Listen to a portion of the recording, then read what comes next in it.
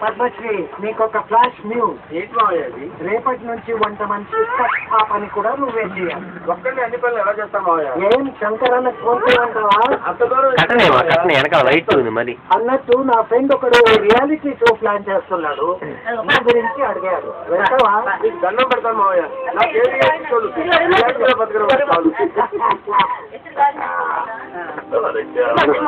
Doctor phone చేసి బుద్ధి పుడుతున్నాడు లేకపోతే నువ్వు ఉంటే చాలు.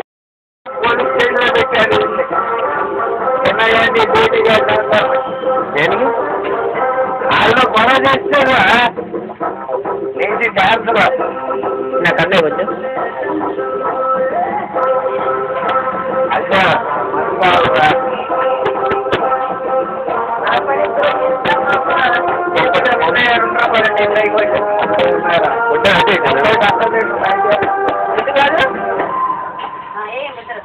అది అయిపోయింది.